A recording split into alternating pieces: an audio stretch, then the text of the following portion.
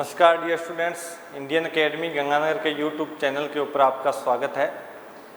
अपना जो टॉपिक चल रहा था राजस्थान के त्यौहार, आज अपने बात करेंगे राजस्थान के त्योहारों में अगला जो जिला है जिसका नाम है आषाढ़। आषाढ़ महीना है, आषाढ़ के बारे में अपने बात करेंगे। बात आती है पहले कृष्ण पक्ष की। कृष्ण पक्ष में, आषाढ़ के कृष्ण पक्ष में योगिनी एकादशी आएगी। एक ही त्योहार याद करना है अपने को, योगिनी एकादशी।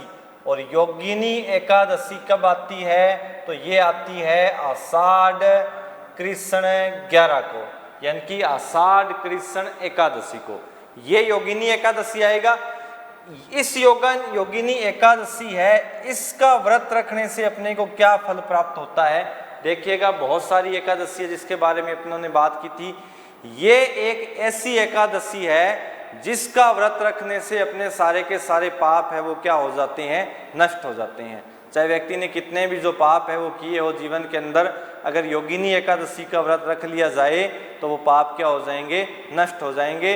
अगर तो ये जो योगिनी एकादशी है इसका एक ही फैक्ट है कि सारे पाप नष्ट हो जाते हैं। और इसी हिसाब से पढ़ा था अपनों ने निर्जला एकादशी जिसका नाम है भीम 11। अगर उसका व्रत रख लिया जाए तो सारे के सारे पुण्य है वो अपने को प्राप्त हो जाते हैं। तो अपने को आषाढ़ के कृष्ण पक्ष में एक ही त्योहार याद रखना है जिसका नाम है योगिनी एकादशी। और योगिनी एकादशी का से तात्पर्य क्या है कि इसका जो व्रत है वो रखने से सारे के सारे पाप है वो क्या हो जाते हैं? नष्ट हो जाते हैं। अब अपने पढ़ेंगे आषाढ़ के शुक्ल पक्ष में, आषाढ़ शुक्ल द्वितीया को। आषाढ़ शुक्ल द्वितीया को होता है माकड़ जी का मेला। माकड़ जी मेला के साथ है जगन्नाथपुरी यात्रा। जगन्नाथपुरी यात्रा है, उसका आरंभ भी कहाँ से होता है? तो वो होता है आषाढ़ शुक्ल द्वितीया से। आषाढ़ शुक्ल द्वितीया के बाद जो अगली तिथि आती है वो आएगी नवमी, यानी कि आषाढ़ शुक्ल नवमी। और आषाढ़ शुक्ल नवमी को नवमी आएगी, उसका नाम है बड़ल्या। और बड़ल्या नवमी को अपने कहते हैं ऐबुज मुहूर्त। ऐबुज मुहूर्त का मतलब क्या होता है? देखिएगा, ऐबुज सावा तो अपने पढ़ चुके हैं वैशाख शुक्ल तृतीया को, जिस दिन सर्वाधिक बाल विवाह होते हैं। ऐबुज मुहूर्त का मतलब ये है कि देखिएगा इसके जस्ट 2 दिन बाद जो एकादशी आएगी उसका नाम है देव शयनी एकादशी। यानी कि देवता तो सो जाएंगे, और कितने महीनों के लिए सोएंगे? 4 माह के लिए। अगर आपसे पूछा जाए कि इसमें मुख्य रूप से कौन से देवता विश्राम करते हैं, कौन से देवता सो जाते हैं, तो वो सो जाते हैं भगवान विष्णु। यानी कि जो भगवान विष्णु हैं वो 4 महीनों के लिए सो जाएंगे। इसलिए इस एकादशी को कहा जाता है विष्णु शयनोत्सव। तो आप कह दीजिए विष्णु शयनोत्सव, या फिर कह दीजिए देव शयनी एकादशी। देवता जब 4 महीनों के लिए सो जाएंगे तो विवाह संस्कार वगैरह सारे के सारे क्या हो जाएंगे? बंद। यानी कि इन 4 महीनों में विवाह वगैरह शुभ नहीं माने जाते। तो इससे 2 दिन पहले क्या होता है? जब बड़ल्या नवमी आती है, जिनका रिश्ता वगैरह संबंध सगाई टिक्का वगैरह तय किए होते हैं वो क्या कर देते हैं? इस दिन विवाह कर देते हैं। अब इस दिन अगर विवाह करना है तो अपने पंडित जी को पूछने नहीं जाएंगे भी इस दिन ये जो तिथि है ये शुभ है या नहीं है। ये तो ऑटोमेटिक ही शुभ मानी जाती है। और शुभ किस लिए मानी जाएगी? भी इसके 4 महीने बाद, सॉरी इसके 2 दिन बाद 4 महीनों के लिए संस्कार तो बंद हो जाएंगे। अगर किसी का रिश्ता किया हुआ है, सगाई की हुई है, तो रिश्ता तो आपको ही पता है बड़ी मुश्किल से होता है। और लड़की वाले अगर मुकर जाए, ना कर दे, फिर बड़ी मुश्किल होती है। तो वो क्या करते हैं, इससे 2 दिन पहले इसको फिक्स ही कर दिया ऐबुज मुहूर्त भी। कोई किसी ज्योतिषी से, पंडित जी से नहीं पूछना है, आप सीधा ही इस तारीख को आकर विवाह कर दो, आपका विवाह बहुत ही शुभ माना जाएगा, मंगल माना जाएगा। तो इसलिए इसको कहा जाता है ऐबुज मुहूर्त। और ऐबुज मुहूर्त है उसका ही कहा जाता है बड़ल्या नवमी। बड़ल्या नवमी कब आएगी? तो बड़ल्या नवमी आएगी आषाढ़ शुक्ल नवमी को। आषाढ़ शुक्ल नवमी के जस्ट 2 दिन बाद देवता सो जाएंगे और इसको कहा जाएगा देवशयनी एकादशी। और देवता उठेंगे कब? तो देवता उठेंगे कार्तिक शुक्ल एकादशी को, यानी कि जब कार्तिक पूर्णिमा आएगी उससे 4 दिन पहले देवता उठ जाएंगे, उसको कहा जाएगा देव उठनी एकादशी। तो ये देवशयनी एकादशी है, ये है बड़ल्या नवमी। इसके बाद में आषाढ़ जो पूर्णिमा आएगी, यानी कि आषाढ़ शुक्ल 15 जिसको अपनी पूर्णिमा कहते हैं, इस पूर्णिमा को गुरु पूर्णिमा होती है। गुरु पूर्णिमा, गुरु पूर्णिमा का मतलब क्या है? अब देखिएगा 3 बातें आती है यहाँ पर। राजस्थान इतिहास के पितामह, भारतीय इतिहास के जनक पितामह और विश्व इतिहास के पितामह। तो राजस्थान इतिहास के पितामह आप सभी जानते हो कौन है? कर्नल जेम्स टोड, जिनको घोड़े वाले बाबा कहा जाता है। भारतीय इतिहास का जनक वह होगा जिसने 4 वेदों की रचना की थी, ऋग्वेद, यजुर्वेद, सामवेद, अथर्ववेद। ये जो भारतीय इतिहास का जनक है या भारतीय इतिहास का पितामह है, उन्हीं का जन्म हुआ था इस दिन। और 4 वेदों की रचना किसने की थी? महर्षि देवपायन वेद व्यास ने। तो वेद व्यास का जन्म आएगा, उसको अपने उस दिन को अपने किस रूप में मनाएंगे? तो वो मनाएंगे गुरु पूर्णिमा के रूप में। तो गुरु पूर्णिमा को है वो महर्षि देवपायन वेद व्यास का जन्म दिवस। अब बात रह जाती है विश्व इतिहास, यानी कि इतिहास का जनक, तो वो रह जाएगा हेरोडोटस, जिसने हिस्टोरी का पुस्तक है वो लिखी थी। अब देखिएगा 3 अपने पढ़ चुके हैं। राजस्थान इतिहास का पितामह है कर्नल जेम्स टोड, तीनों को एक साथ ही याद रख लीजिएगा। भारतीय इतिहास का पितामह है वेद व्यास, और विश्व इतिहास का जनक या विश्व इतिहास का पितामह अपने कह सकते हैं या अपने सीधा इतिहास का जनक कह सकते हैं, वो है हेरोडोटस, जिन्होंने कौन सी पुस्तिका लिखी थी? तो लिखी थी हिस्टोरिका। तो ये सारी की सारी बातें हैं आषाढ़ के माह में। आषाढ़ के कृष्ण पक्ष में तो एक ही एकादशी है जिसका नाम है योगिनी एकादशी। सारे के सारे पाप क्या हो जाएंगे? नष्ट हो जाएंगे। शुक्ल पक्ष में आएंगे तो माकड़ जी का मेला और जगन्नाथपुरी यात्रा है वो यहाँ से आरंभ हो जाती है। शुक्ल नवमी को आएंगे, बड़ल्या नवमी है, विवाह सारे के सारे जो संस्कार है, शुभ कार्य है वो इस दिन किए जाते हैं। इसको कहा जाता है ऐबुज मुहूर्त। और क्यों किए जाएंगे? क्योंकि 2 दिन बाद यहाँ से देवता सो जाएंगे, इसलिए विवाह वगैरह है वो सारे दिन इसी दिन संपन्न कर दिए जाते हैं। देवशयनी यानी कि देवता सो जाएंगे। कौन से देवता सोएंगे? विष्णु, तो इसको कहा जाएगा विष्णु शयनोत्सव। उसके बाद में अंतिम है गुरु पूर्णिमा। गुरु पूर्णिमा का मतलब है वेद व्यास का जन्म। वेद व्यास ने 4 वेदों की रचना की थी और भारतीय इतिहास का जनक भी किसे कहा जाता है? महर्षि देवपायन वेद व्यास को। तो ये आषाढ़ का जो महीना है ये कंप्लीट हो चुका है, आप इसका स्क्रीनशॉट ले लीजिएगा। अब अपनी बात करते हैं अगला महीना श्रावण के बारे में।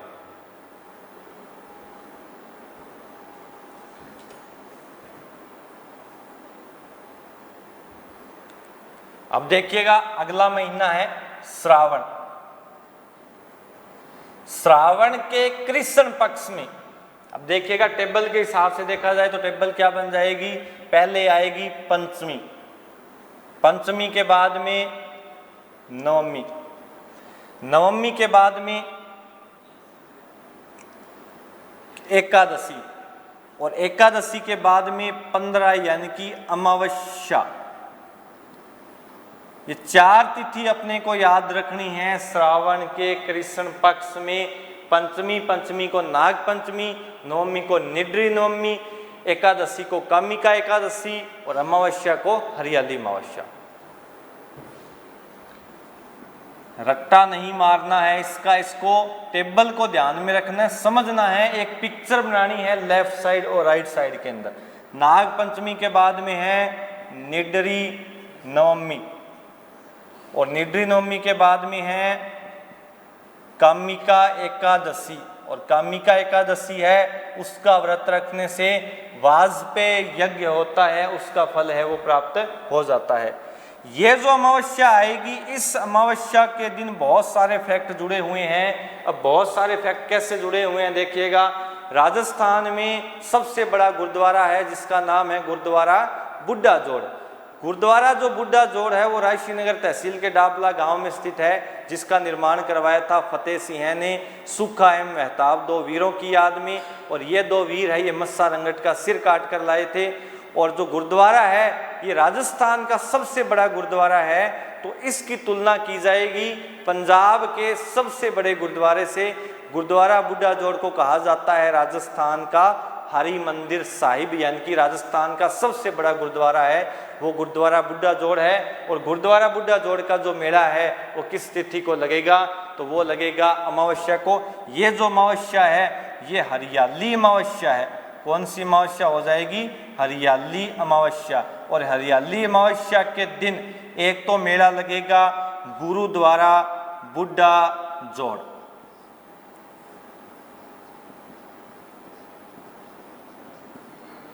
गुरुद्वारा बुड्ढा जोड़ है, ये कहाँ पर आयोजित होता है? रायसिंह नगर और जिला श्री गंगानगर के अंदर गुरुद्वारा बुड्ढा जोड़ है। इसको कहा जाता है राजस्थान का हरि मंदिर साहिब या फिर राजस्थान का सबसे बड़ा गुरुद्वारा। उसके बाद में एक कल्प वृक्ष मेला है, वो लगता है मंगलियावास अजमेर के अंदर, कल्प वृक्ष मेला। और कल्प वृक्ष मेला कहाँ पर लगेगा? तो ये लगेगा मंगलियावास। और मंगलियावास कहाँ पर है? मंगलियावास है अजमेर जिले के अंदर। तो गुरुद्वारा बुड्ढा जोड़ हो गया, हरियाली अमावस्या होगी, कल्प वृक्ष मेला हो गया। और उसके बाद में एक इस दिन पिठोरी व्रत है, वो भी रखा जाता है। पिठोरी व्रत। और एक है बाल गंगाधर तिलक की जयंती। तो इतने सारे त्योहार और जयंती है वो एक साथ अपने को याद रखने हैं। श्रावण अमावस्या बहुत इंपॉर्टेंट तिथि है। इस दिन एक तो हरियाली अमावस्या होती है। हरियाली अमावस्या को कैसे याद रखोगे कि इस दिन ये जो श्रावण का महीना होता है, इस समय वर्षा हो चुकी होती है और जो सारा क्षेत्र है वो हरा भरा होता है, इसीलिए इसको कहा जाता है हरियाली अमावस्या। हरियाली अमावस्या के दिन गुरुद्वारा बुड्ढा जोड़ का मेला भी होता है। गुरुद्वारा बुड्ढा जोड़ है वो राजस्थान का सबसे बड़ा गुरुद्वारा है। उसके बाद में कल्प वृक्ष मेला होगा, कहाँ पर होगा? मंगलियावास। मंगलियावास है अजमेर के अंदर। उसके बाद में पिठोरी व्रत और बाल गंगाधर तिलक की जो जयंती है वो भी कब मनाई जाती है? तो वो मनाई जाती है श्रावण अमावस्या को। एक फैक्ट और जुड़ा हुआ है हरियाली अमावस्या से, आपने नाम सुना होगा विजय सिंह पथिक का। विजय सिंह पथिक है, विजय सिंह पथिक राजस्थान में आए थे और बिजोलिया किसान आंदोलन है उसका नेतृत्व किया था। शुरू तो किया था साधु सीताराम दास ने, लेकिन नेतृत्व किसने किया? तो नेतृत्व किया था विजय सिंह पथिक ने। विजय सिंह पथिक जब आए थे, इस आंदोलन में भाग लिया था, तो यहाँ पर आने के बाद एक ऊपरमाल पंच बोर्ड की स्थापना की थी। ऊपरमाल पंच बोर्ड है, ये ऊपरमाल पंच बोर्ड किस दिन गठित किया गया था? तो ये गठित किया गया था हरियाली अमावस्या के दिन। हरियाली अमावस्या के दिन इन्होंने ऊपरमाल पंच बोर्ड की स्थापना कर दी। ऊपरमाल जो कस्बा है ये चित्तौड़गढ़ और भीलवाड़ा के मध्य ऊपर उठा हुआ पठारी बाग है, तो इसकी स्थापना भी किस दिन हुई थी? हरियाली अमावस्या के दिन। ये अपने कृष्ण पक्ष कंप्लीट हो जाता है। अब अपने बात करेंगे शुक्ल पक्ष के बारे में। शुक्ल पक्ष के बारे में देखिएगा, एक यहाँ पर तीज आएगी जिसका नाम है छोटी तीज। छोटी तीज, झूला तीज, या आपने कह सकते हैं इसको हरियाली तीज। हरियाली जब नाम आएगा वो सारे के सारे त्योहार श्रावण के अंदर मनाए जाएंगे, क्योंकि इस दिन जो क्षेत्र होता है, माहौल होता है, वो सारा हरा भरा होता है। छोटी तीज, झूला तीज। झूला तीज क्यों कहा जाता है? कि इस दिन जो पश्चिमी राजस्थान है, जैसलमेर बाड़मेर में, उस समय यहाँ पर जो झूले हैं बनाए जाते हैं पेड़ों के द्वारा रस्सी बांधकर, तो झूला तीज भी इसको कहते हैं, या छोटी तीज, या तीसरा नाम हो जाएगा हरियाली तीज। इसके बाद में अगला जो त्योहार है वो सीधा अपने चलेंगे पूर्णिमा के दिन। पूर्णिमा को आएगी रक्षाबंधन। रक्षाबंधन के दिन ही होती है, इसको कह सकते हैं अपने नारियल पूर्णिमा। रक्षाबंधन या फिर नारियल पूर्णिमा है, ये किस दिन आएगी? श्रावण पूर्णिमा के दिन। और जो रक्षाबंधन है ये भाई बहनों का त्योहार है। इसकी शुरुआत हुई थी चित्तौड़गढ़ के दूसरे साके से। चित्तौड़गढ़ का जो दूसरा युद्ध है ये हुआ था 1534 के अंदर। इस समय वहाँ की रानी थी कर्णावती, और कर्णावती ने हुमायूं को राखी भेजी थी सहायता के लिए। तो एक बार तो हुमायूं आ गया था, लेकिन दूसरी बात बहादुर शाह ने जिहाद का नारा दे दिया, धर्म का नारा, धर्म युद्ध का नारा दे दिया, और हुमायूं नहीं आया और वहाँ पर युद्ध हो जाता है। जब राखी भेजकर सहायता मांगी थी, उसी दिन से इस त्योहार की जो शुरुआत है वो मानी गई है। तो रक्षाबंधन कब मनाया जाएगा? तो मनाया जाएगा श्रावण पूर्णिमा को, और इसको ही अपने क्या कह सकते हैं? नारियल पूर्णिमा। इसी दिन एक संस्कृत दिवस भी मनाया जाता है, संस्कृत दिवस। संस्कृत दिवस के साथ आती है गायत्री जयंती। तो गायत्री जयंती और संस्कृत दिवस भी कब मनाया जाएगा? तो वो मनाया जाएगा श्रावण पूर्णिमा को। अमरनाथ यात्रा की जो शुरुआत है वो भी इसी दिन से स्टार्ट हो जाती है। तो ये था अपना श्रावण का महीना, आप स्क्रीनशॉट ले लीजिएगा।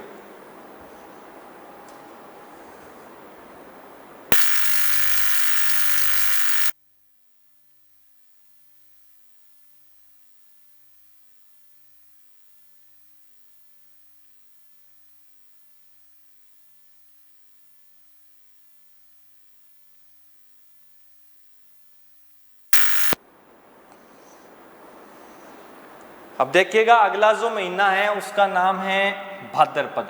भाद्रपद महीने से पहले अपने यहाँ पर तीज के बारे में थोड़ा सा पढ़ लेते हैं। तीज है वो राजस्थान में कितने प्रकार की है, कौन कौन सी तीज है, सारी की सारी बातें कर लेते हैं। इसमें भी अगर आपको कोई डाउट ना आ रही, याद करने में आसानी हो। देखिएगा आखा तीज को अपने पढ़ चुके हैं। आखा तीज को अपने पढ़ चुके हैं वैशाख के माह में।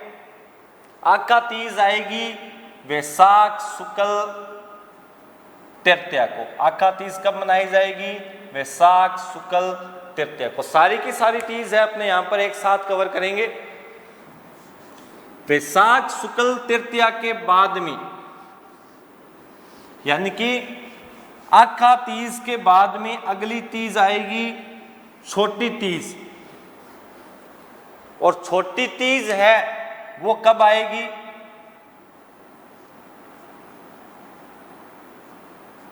ये आएगी श्रावण शुक्ल तृतीया को। दो तीज यहां पर पढ़ चुके हैं। आखा तीज वैशाख शुक्ल तृतीया को, छोटी तीज श्रावण शुक्ल तृतीया को। अब आएगी बड़ी तीज। बड़ी तीज है वो इस छोटी तीज के जस्ट 15 दिन बाद आएगी।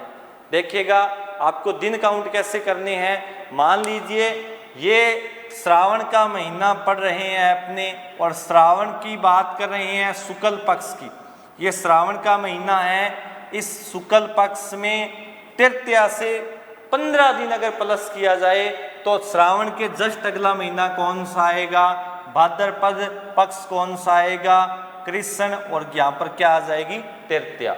यानी कि भाद्रपद कृष्ण तृतीया और श्रावण शुक्ल तृतीया के मध्य गैप कितने दिनों का है? 15 दिन का। समझ में आई होगी आपको बात, क्योंकि श्रावण का दूसरा पक्ष है और दूसरा पक्ष खत्म होने में कितने दिन रहे हैं? 12 दिन। तो ये तो महीना कंप्लीट हो जाएगा 12 दिन में। अगला महीना चल जाएगा 12 दिन। तो ये हो गए बचे हुए, और 3 दिन ये हो गए। कितने हो गए टोटल? 15। तो 15 दिन बाद कौन सी तीज आ जाएगी? बड़ी तीज आ जाएगी। तो इसको आप याद रख सकते हो। श्रावण शुक्ल तृतीया को छोटी तीज, और श्रावण शुक्ल तृतीया के 15 दिन बाद क्या आ जाएगी? बड़ी तीज। तो इसकी तिथि क्या बन जाएगी? भाद्रपद शुक्ल तृतीया। समझ में आई होगी आपको बात। ये 3 प्रकार की तीज है राजस्थान में। इसमें बड़ा डाउट रहता है, समझ में नहीं आता भी कौन सी चीज़ कब आएगी, तो जितनी भी एक जैसी चीज़ें हो उसको आप एक साथ ही पढ़ो, तभी क्या है कि आपका डाउट है वो दूर होगा। एग्जाम्पल देता हूँ एक आपको कि मान लीजिए मोहन सोहन दो एक जैसे भाई है। मोहन सोहन एक जैसे दो भाई है, जुड़वा है, आप उसमें अंतर नहीं कर पाते हो, आप क्या करोगे? अब एक जैसे दिखेंगे, पहले मोहन आ गया फिर सोहन आ गया, तो आपको ये पता नहीं चलेगा भी मोहन है सोहन है, क्योंकि एक ही जैसे हैं बिल्कुल। तो आपको पहचान करने के लिए क्या करना पड़ेगा? मोहन सोहन दोनों को एक पास में खड़ा करो, उसमें कोई ना कोई आपको अंतर मिल जाएगा, दोनों में कोई ना कोई अंतर मिल जाएगा। दोनों की एक साथ अगर आप पहचान कर लोगे, या तो उस पे जो फेस है उसके ऊपर कहीं ना कहीं चोट का निशान होगा, या कोई थोड़ा बहुत कोई अंग है उसमें कोई ना कोई आपको चोट की निशानी, जैसे भी आपको कोई ना कोई अंतर मिल जाएगा। अंतर कैसे मिलेगा? अगर एक साथ उन दोनों को आप देखोगे तो समझ में आई बात। इसलिए जितने भी कंफ्यूज करने वाली बातें हैं, चाहे वो किसी भी सब्जेक्ट में हो, हिस्ट्री में हो, जियोग्राफी में हो, किसी भी सब्जेक्ट में हो, उसको हमेशा आप एक साथ ही पढ़ लो, कंफ्यूज होगा ही नहीं। इसलिए मैं आपको हमेशा जितनी भी संबंध रिलेटेड बातें एक साथ ही बताता हूँ। अब मान लो आपने अक्खा तीज पढ़ ली, वैशाख शुक्ल तृतीया को बहुत अच्छे से आपने रट्टा लगा लिया, याद कर ली। अब जब छोटी तीज पे जाओगे तब दो बातें हो जाएगी, अक्खा तीज छोटी तीज चलो फिर भी आपको याद रह जाएगा। अब आप बड़ी तीज पे जाओगे तो भाद्रपद शुक्ल तृतीया को, अब तीज भी कितनी हो गई? 3 प्रकार की हो गई। तो इसमें जो एक तो आपको महीने में भी डाउट हो जाएगा, फिर कृष्ण शुक्ल में दिक्कत आ जाएगी। इसलिए जितनी भी कंफ्यूज करने वाली बातें हैं राजस्थान आर्ट एंड कल्चर में, उसको हमेशा आप एक साथ पढ़ो, चाहे वो किसी प्रकार का निर्माता हो, चाहे वो एकादशी हो, चाहे वो तीज हो, चाहे वो महलों के या बावड़ियों के नाम हो, उसको हमेशा अपने एक साथ ही पढ़ेंगे। जैसे एग्जाम्पल के तौर पर आगे वीडियो आएंगे महलों के बावड़ियों के, उसमें सावन भादों के नाम से बहुत सारी एक जैसी बातें हैं।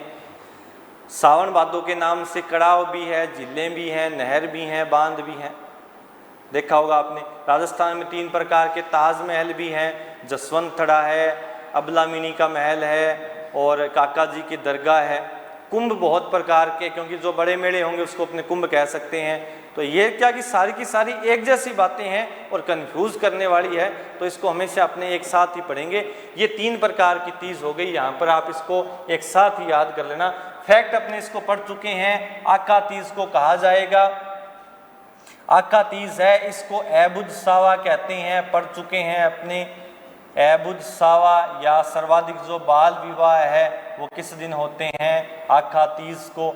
छोटी तीज है, इसको अपने कह सकते हैं झूला तीज, या फिर कह सकते हैं श्रावणी या फिर सावणी तीज। बड़ी तीज है, इसके फेमस नाम है बुड्ढी तीज, कजली तीज, सातुड़ी तीज। तो ये सारे के सारे नाम बड़ी तीज के हैं। तो यहाँ तक श्रावण तक अपने त्यौहार कंप्लीट कर चुके हैं। नेक्स्ट जो वीडियो रहेगा वो रहेगा अपना भाद्रपद के महीने का, जिसको अपने भादवे का महीना बोलते हैं। और राजस्थान के त्योहारों में जो सबसे बड़ा महीना है, सबसे ज़्यादा जो त्यौहार है वो भाद्रपद के अंदर ही मनाए जाते हैं, इनकी मेले हैं वो भाद्रपद के अंदर ही लगते हैं। तो अगर ये वीडियो आपको अच्छा लगा, पसंद आए, तो इसको लाइक कीजिएगा, कमेंट करके ज़रूर बताइएगा कि ये वीडियो आपको कैसा लगा। तो धन्यवाद।